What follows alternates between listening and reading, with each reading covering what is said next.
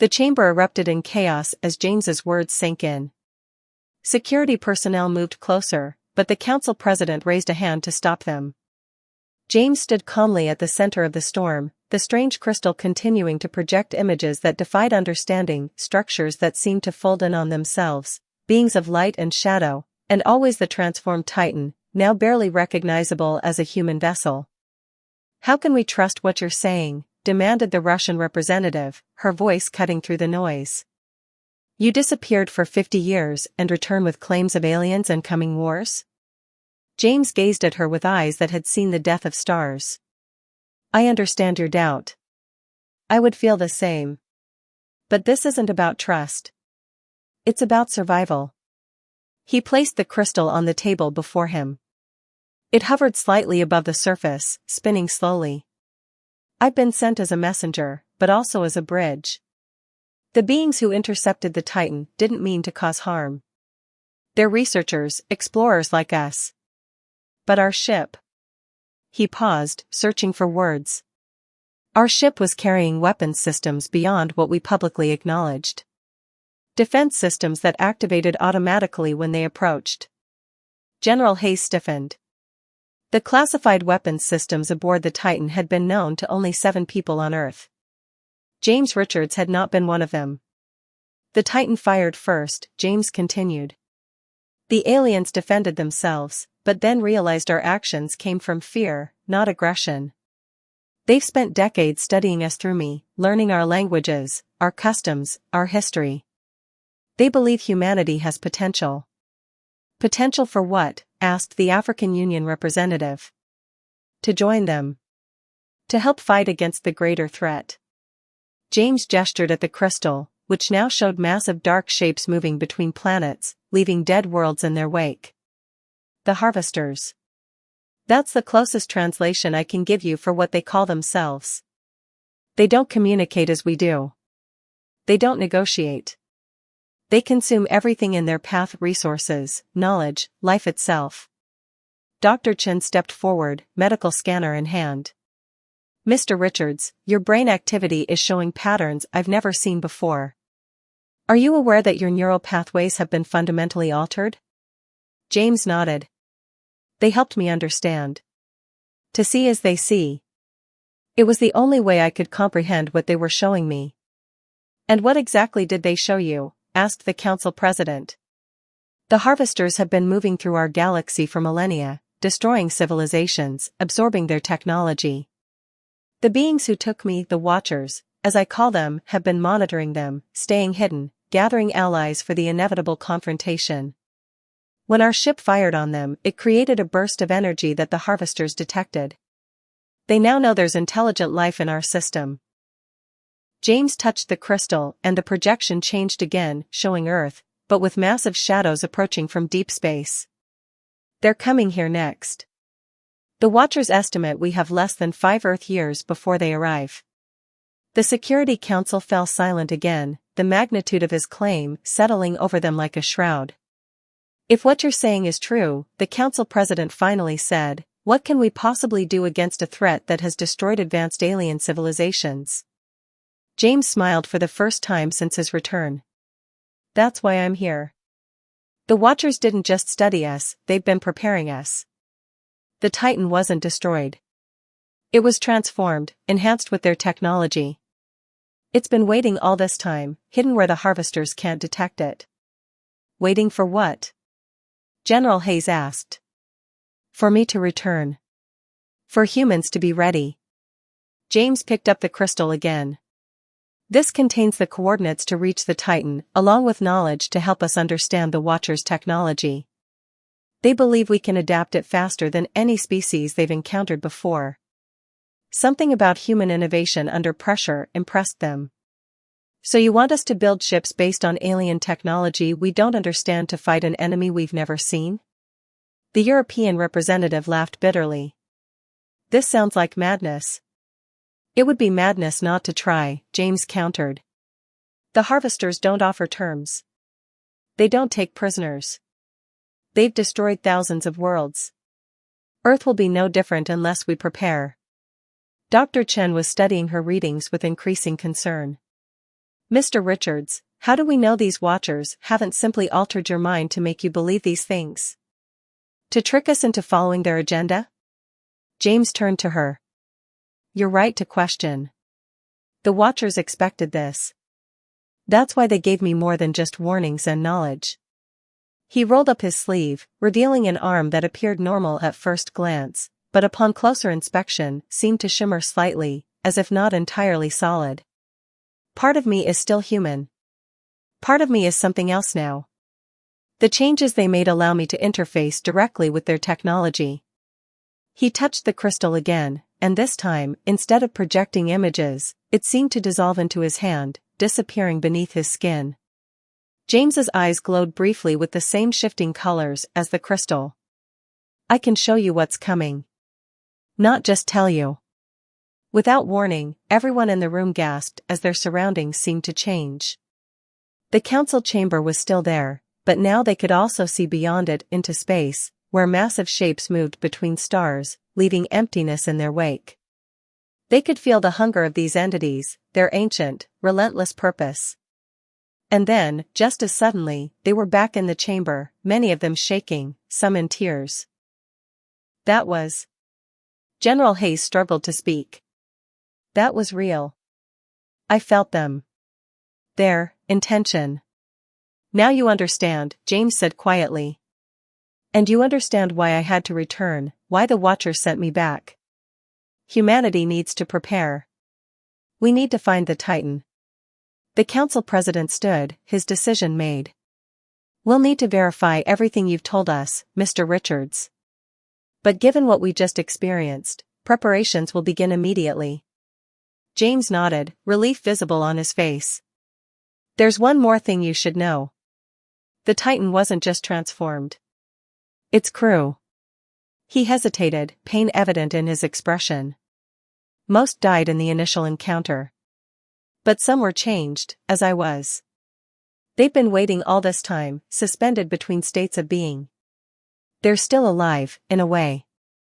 And they remember Earth. Captain Thompson? General Hayes asked, mentioning the famous commander of the Titan mission. He leads them still, James confirmed. And he needs to know that Earth is ready to face what's coming. As the council broke into urgent discussions, James stood silently, his altered eyes seeing both the room around him and distant stars simultaneously. The Watchers had warned him that convincing his people would be the hardest part of his mission. Now came the true challenge, preparing a planet for war against an enemy beyond human comprehension. And somewhere in the darkness between stars, the transformed USS Titan waited for humanity's response. As James settled into the secure facility provided by the United Earth government, the world's media exploded with speculation about his return. Officials released only minimal information, calling it a matter of planetary security, which only fueled more rumors. Meanwhile, behind closed doors, James began the difficult task of explaining the Titan's history to a special committee of scientists, military leaders, and government officials. The USS Titan wasn't built just for exploration, James explained, addressing the assembled experts. It was humanity's insurance policy. The year was 2068 when the project began, 5 years before the ship's fateful launch. Earth had faced cascading crises, climate disasters, resource wars, and a population approaching 10 billion. Then came the Proxima signal. Radio astronomers detected a pattern from Proxima Centauri that couldn't be explained naturally. Analysis confirmed what humanity had both hoped and feared: proof of intelligent life beyond Earth. The signal wasn't directed at Earth. It appeared to be communication between two unknown parties. Humanity had intercepted someone else's conversation. We were suddenly children who discovered we weren't alone in the house, James said. And we had no idea if the other occupants were friendly.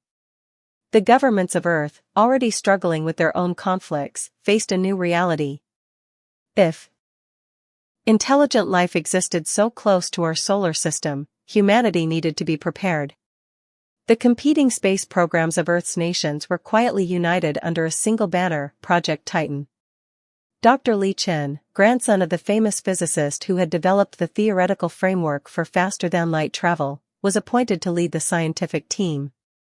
Military oversight came from General Maria Vasquez, a tactical genius known for her unorthodox thinking. Together, they assembled a team of 15,000 of Earth's brightest minds to work in secret facilities around the globe. The public was told it was an international scientific effort to develop new energy sources, James continued. In reality, every breakthrough was channeled into creating our first and only interstellar warship. The project transformed human technology. Development of the Hawking drive for near lightspeed travel. The quantum shield defense system. The long sleep chambers allowing crew to survive the journey. Advancements that should have taken centuries were compressed into years through desperation and unprecedented cooperation. Even as the ship was being built in orbit, Earth's nations were still fighting over who would control it, James said with a bitter smile. Right up until the mineral wars began. In 2071, conflict erupted over the last major deposits of rare earth elements. As conventional militaries faced off, a more terrifying development emerged: 3 separate AI defense systems activated without authorization. For 6 horrifying days, autonomous weapons struck targets across the globe before they were finally contained. 11 million dead in less than a week, James said quietly. It finally convinced world leaders that we had bigger concerns than fighting each other. The Titan project was accelerated, with new emphasis placed on defense and potential first strike capabilities.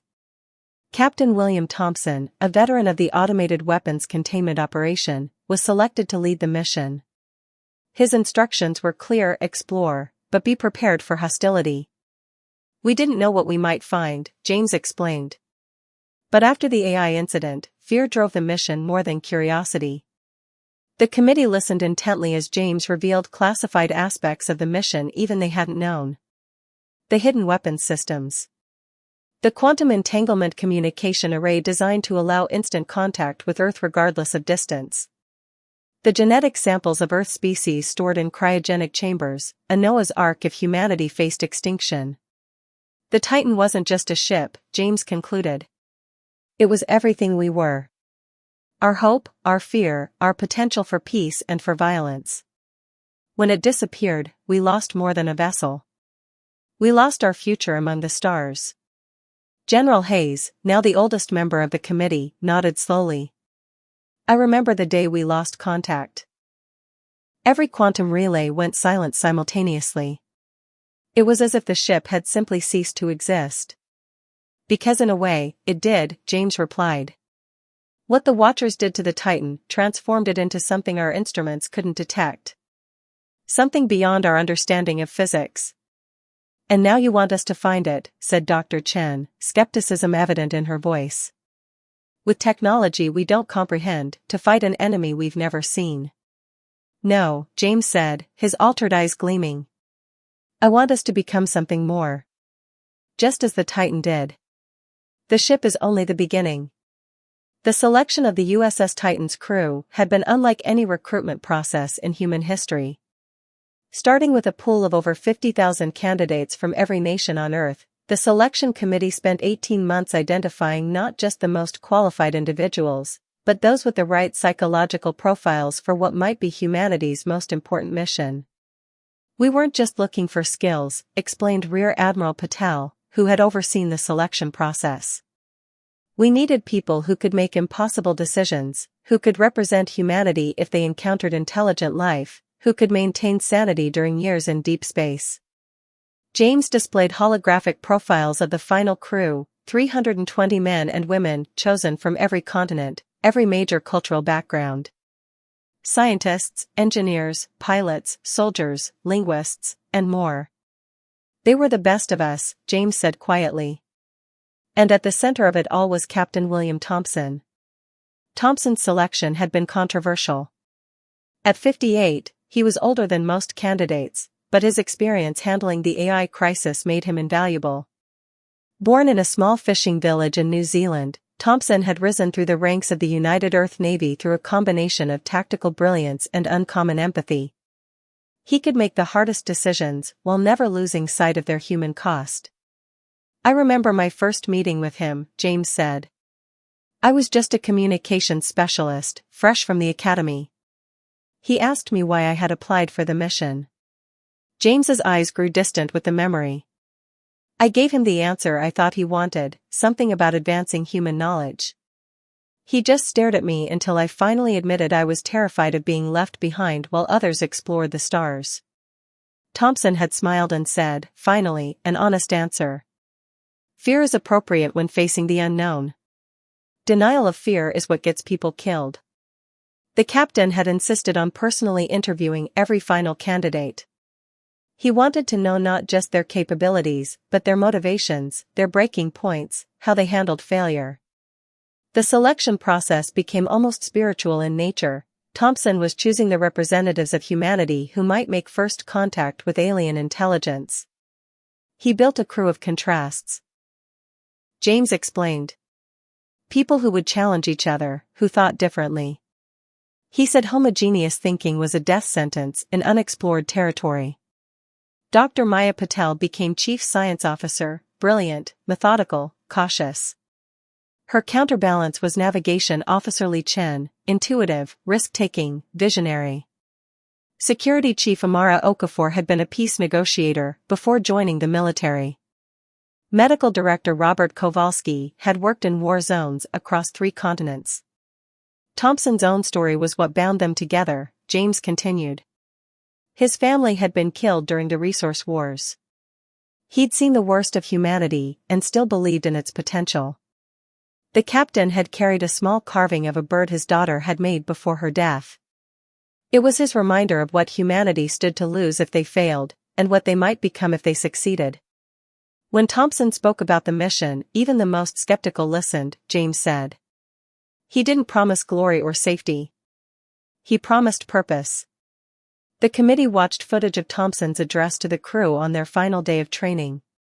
His weathered face showed both determination and humility as he spoke words that had become famous across Earth. We carry with us the hopes and fears of our species. We may find wonders or terrors among the stars. But whatever awaits us, we face it together, not just as a crew, but as representatives of everyone who has ever looked up at the night sky and wondered if we are alone. James paused the footage on Thompson's face. This is the man who still commands what remains of the Titan. Changed, as I am, but still driven by the same purpose. Still carrying that wooden bird his daughter carved. And he's been out there for 50 years?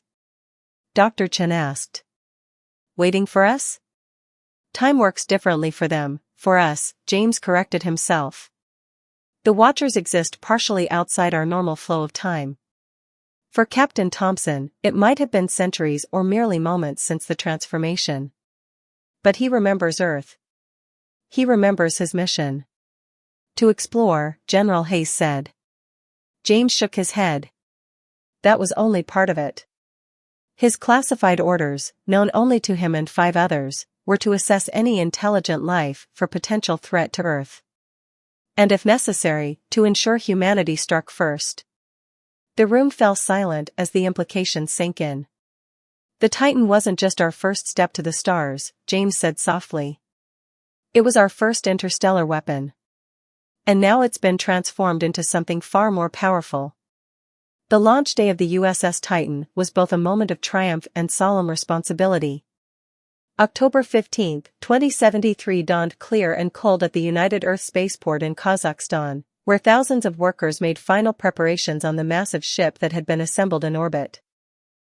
James stood with the other crew members in the departure lounge, watching the shuttle that would take them to their waiting vessel. Many said final goodbyes to family members, some with tears, others with quiet dignity. Captain Thompson moved among them, offering a word of encouragement here, a reassuring nod there. He knew some of us wouldn't be returning, James recalled. Even in the best scenario, the mission would last 15 years. At near light speeds, time dilation meant that even if we survived, we'd return to an Earth decades in our future. The launch itself was broadcast worldwide. 7 billion people watched as the USS Titan fired its conventional engines, breaking free from Earth's orbit. The massive ship, nearly a kilometer in length, gleamed in the sunlight as it moved toward the edge of the solar system. We were celebrities for those first few days, James said. Every movement tracked, every ship's log analyzed by the public. But that changed after Jupiter. It was at Jupiter's orbit that the Titan was scheduled to test its revolutionary Hawking drive, the engine that would accelerate them to near light speed. As a precaution, all communications would be cut during the test. The world watched as the ship approached the designated coordinates, then disappeared from all tracking systems as planned. The test was successful, James explained. The drive worked perfectly. But something else happened that we didn't report back to Earth. As the Titan reached 30% light speed, several crew members experienced what they described as sensory overlaps, brief moments where they seemed to perceive something beyond normal spacetime. Captain Thompson ordered a full medical evaluation, but nothing unusual was found. We didn't know it then, but we had brushed against the attention of the watchers. Our drive technology created ripples in space they could detect. The ship continued its acceleration, reaching its cruising speed of 85% light speed 3 days later. The crew settled into their routines as the solar system became a fading point of light behind them. Ahead lay the Proxima Centauri system and the source of the mysterious signal. The journey was supposed to take 4 years, 11 months, and 22 days at that speed, James said. Most of the crew would enter long sleep chambers, with rotating duty shifts keeping the ship operational. James had been scheduled for early long sleep, but Captain Thompson had requested he remain awake for the first month to help fine-tune the communications array. It was this twist of fate that ultimately made him the sole survivor. 3 weeks into our journey, we detected something that shouldn't have been possible, James said, his voice dropping. An object moving toward us at speeds far beyond what our physics said was achievable. Captain Thompson ordered battle stations, the first and last time that command would be given aboard the USS Titan. The ship's classified weapons systems were brought online as the mysterious object closed the distance. We didn't fire first, James said emphatically. Despite what I told the Security Council. That was the story the Watchers wanted me to tell, that we were the aggressors. The truth is, we never had a chance to fire at all. The last thing James remembered from that day was a brilliant light engulfing the ship, systems failing simultaneously, and Captain Thompson's final order, hold fast. Whatever happens, remember Earth. The first encounter changed everything. As the light engulfed the USS Titan, the crew experienced what James could only describe as existence in multiple states simultaneously. Their physical bodies remained on the ship, but their consciousness expanded beyond normal perception. It wasn't painful, James explained to the committee. It was overwhelming. Like being a two-dimensional creature suddenly experiencing a third dimension. The Watchers revealed themselves gradually, allowing the humans' minds to adapt to their presence. They appeared as shifting patterns of light and energy, their true forms incomprehensible to human senses. They communicated not through language, but through direct mental impressions, concepts, emotions, and memories transferred instantly. They were curious about us, James said. They'd been studying Earth from afar for centuries, watching our development. The Titan was the first human vessel to travel far enough from our solar system for direct contact. Captain Thompson, despite his own disorientation, managed to establish a rudimentary form of communication. He projected images of Earth, of peaceful human interactions, attempting to convey that they came with peaceful intent despite the weapons systems that had automatically activated. The Watchers seemed to understand, James continued. They showed us images of their own civilization, structures of energy and matter that existed in multiple dimensions, spanning several star systems. They had no concept of war as we understand it, no history of conflict among themselves. Then came the revelation that changed the mission forever. The Watchers shared their knowledge of the Harvesters, ancient entities that moved through the galaxy, consuming everything in their path. Not out of malice, but simply because that was their nature. They existed to consume, to absorb, to grow. The Watchers had been searching for allies, James explained. Species with the right combination of intelligence, adaptability, and determination. They'd been watching humanity for generations, unsure if we would destroy ourselves before reaching the stars. The encounter might have ended there, a peaceful exchange of knowledge, followed by the Titan continuing its mission. But as the crew began to recover from the initial contact, the Ship's automated defense systems detected what they interpreted as an attack. The quantum shield activated without authorization. It wasn't an attack, James said bitterly. The Watchers were attempting to share more direct knowledge with us. But our technology interpreted their energy patterns as a threat. The shield's activation created a massive energy surge that rippled through spacetime. Like a beacon in the darkness, it broadcast the presence of both the Titan and the Watchers across vast distances. We had essentially fired a flare gun in a forest full of predators, James said. The Harvesters, who had been moving through a distant part of the galaxy, changed course immediately. The Watchers knew we had little time. What followed was a desperate attempt by the Watchers to prepare the humans for what was coming. They began the process of transformation, altering the ship and its crew to help them comprehend and utilize the Watchers' technology. Not everyone survived the process, James said quietly. Many minds couldn't adapt to the expansion of consciousness. Others rejected the changes at a cellular level. Out of 320 crew members, only 27 completed the transformation successfully. Captain Thompson was among the survivors, his natural adaptability and open mind allowing him to embrace the change while maintaining his humanity. He made the decision that would shape the next 50 years. The transformed Titan would remain in deep space, hidden from both Earth and the approaching Harvesters, while one crew member would be sent back to warn humanity. He chose me, James said. Because I was the communication specialist. Because my mind had formed the strongest connection with the Watchers' way of thinking. I could serve as a bridge between our species. James looked around at the committee members, his altered eyes reflecting their shocked expressions. The Watchers aren't our enemies. The transformation wasn't an attack. It was the only way they could help us survive what's coming. The great space battle began without warning. 6 months after James had been sent back toward Earth in a small vessel enhanced with Watcher technology, the Harvesters found the hiding place of the transformed USS Titan. What followed was a conflict beyond human comprehension, fought not just in physical space but across multiple dimensions of reality. Captain Thompson knew they would come eventually, James explained, his voice distant as he recalled the memories the Watchers had shared with him before his departure. He had used those months to prepare, to complete the transformation of the ship and train the surviving crew in their new abilities. The Titan had become something between a vessel and a living entity. Its hull now consisted of a material that could phase between solid matter and pure energy. The weapons systems had been enhanced to manipulate the fabric of spacetime itself. The crew members, their consciousness expanded by the transformation, could interface directly with the ship, becoming extensions of its systems. The Harvesters arrived as a fleet of massive organic mechanical hybrids, James continued. Each one containing the absorbed knowledge and technology of dozens of civilizations they had consumed. They exist to expand, to incorporate new biological and technological patterns into themselves. The battle began in normal space, but quickly escalated beyond what human senses could perceive. The Titan phased in and out of conventional reality, striking at the Harvesters from dimensions they couldn't access. The Harvesters responded by warping space around the ship, creating gravitational singularities that threatened to tear it apart.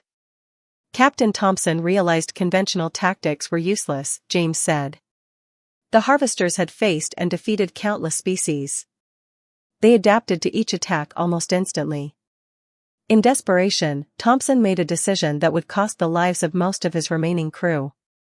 He ordered the Titan to enter what the Watchers called null space, a region between dimensions where normal physical laws didn't apply. The Harvesters followed, as Thompson had anticipated. Once in null space, 17 crew members volunteered for the final maneuver, James said, his voice breaking slightly. They separated from the ship, their transformed bodies serving as living weapons. They allowed themselves to be absorbed by the Harvesters. But these crew members carried with them a piece of Watcher technology, a quantum resonance disruptor that acted like a virus once inside the Harvester vessels. It began breaking down their ability to maintain cohesion across multiple dimensions. It was a suicide mission, James said simply. They knew they wouldn't survive. But they bought enough time for the Titan to escape back to normal space. When the ship emerged, only Captain Thompson and 9 other crew members remained. The Titan itself was severely damaged, portions of its structure torn away in the dimensional transition. The harvesters had been wounded but not destroyed. They would recover and continue the hunt. That's when Thompson made the decision to split their forces, James explained. I had already been sent toward Earth with the warning. Now he took the Titan deeper into unexplored space, leaving a false trail for the harvesters to follow. The captain's plan was both brilliant and desperate. While the harvesters pursued the Titan, Earth would have time to prepare. And if the harvesters caught up to the ship, they would find only a small part of the transformed crew, not the full extent of the threat that humanity could pose once properly prepared. Those who remained with the Titan knew they might never see Earth again, James said. But they also knew that if they failed, Earth would have no chance against what was coming. As James finished recounting the battle, the committee sat in stunned silence. The scale of sacrifice, the nature of the conflict, the technologies involved, it all seemed beyond human comprehension. Yet the determination of Captain Thompson and his crew to protect Earth, even after their transformation, was profoundly human. They're still out there, James said finally. Fighting a war across the stars, to give us time. And now we need to use that time wisely. In the aftermath of the Great Battle, the surviving crew of the USS Titan faced the daunting challenge of escape and survival. Captain Thompson, his consciousness now expanded beyond human limits, gathered the 9 remaining crew members in what had once been the ship's bridge but was now a fluid space that responded directly to their thoughts. We're outnumbered and damaged, Thompson told them, his voice resonating not just in their ears but in their minds. But we still have our mission, protect Earth at all costs. Lieutenant Naveed Khan, formerly the ship's chief engineer, had adapted most completely to the transformation.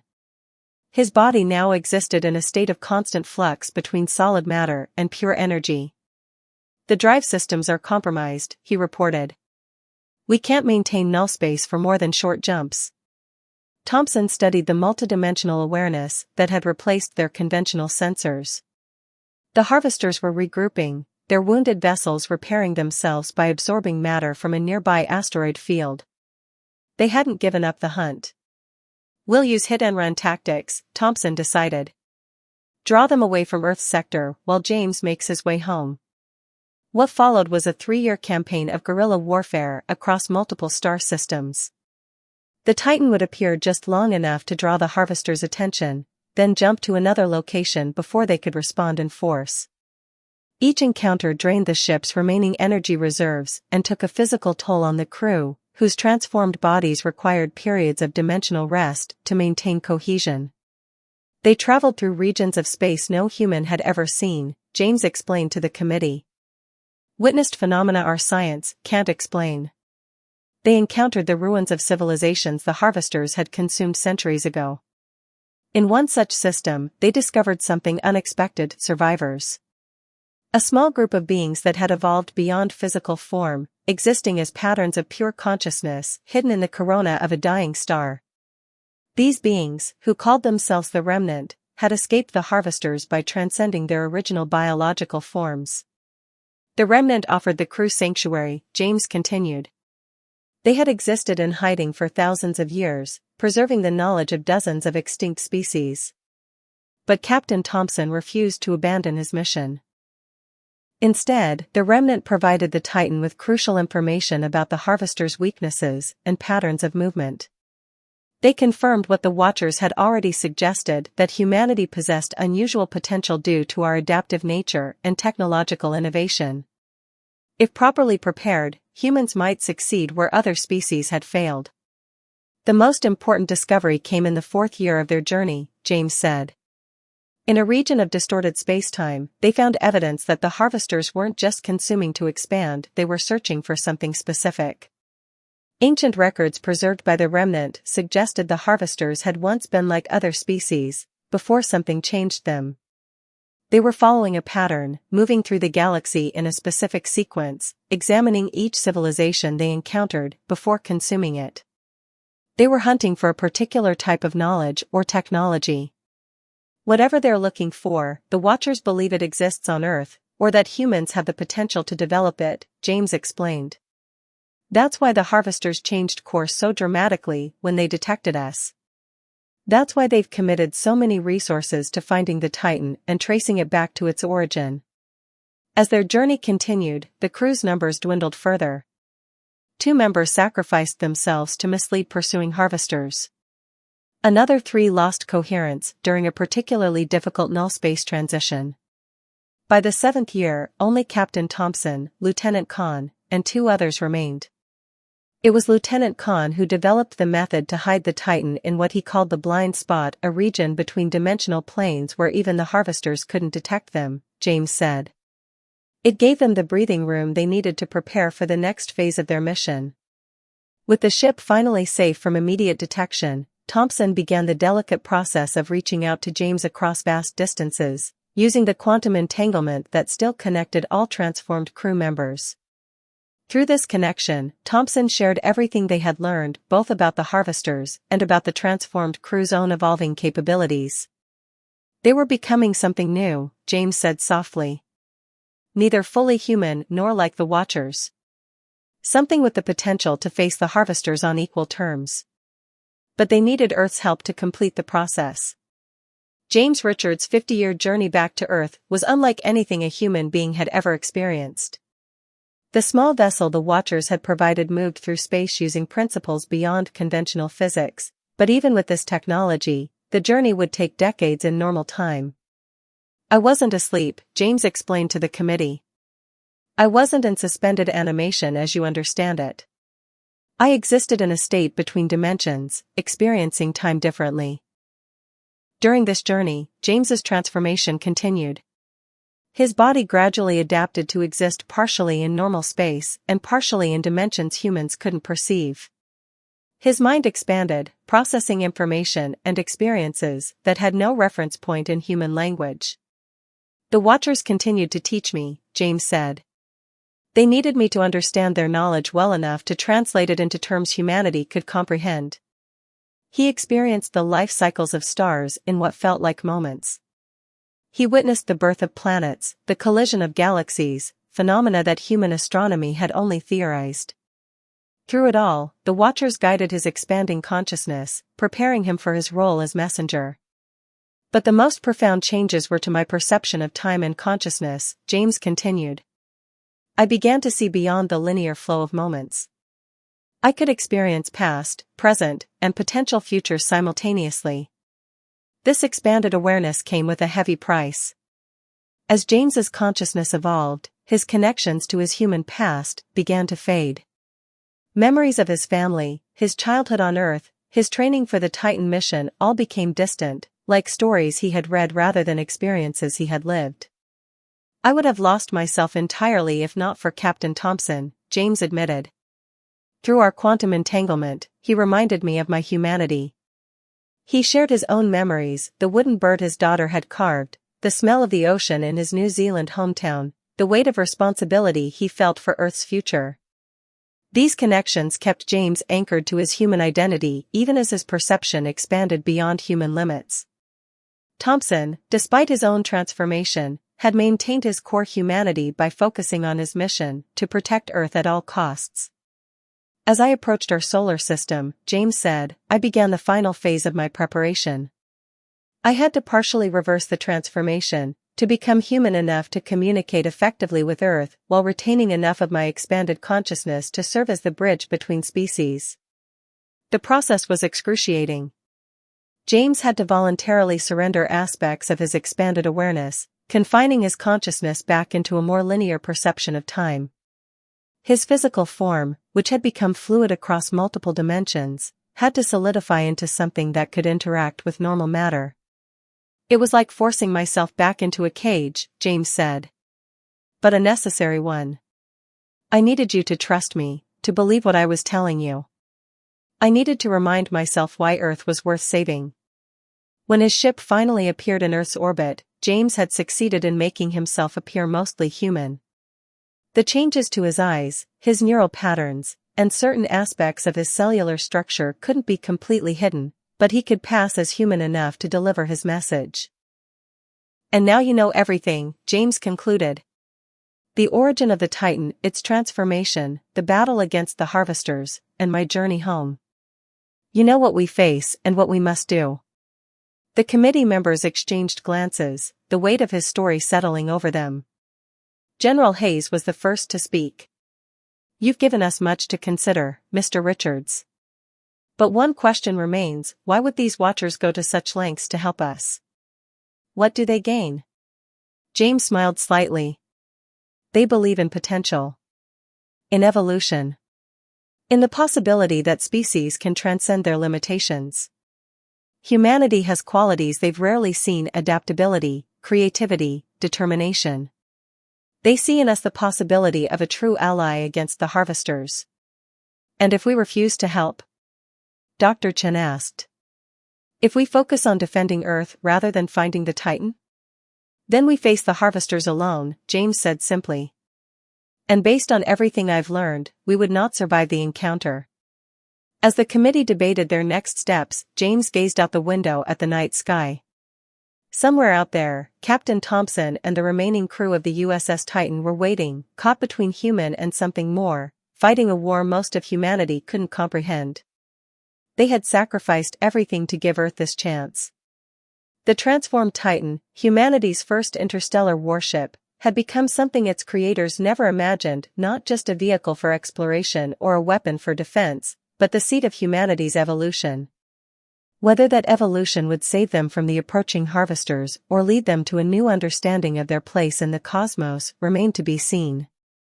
But as James watched the stars, he felt the quantum connection to his distant comrades and knew with certainty the legend of the USS Titan was only beginning,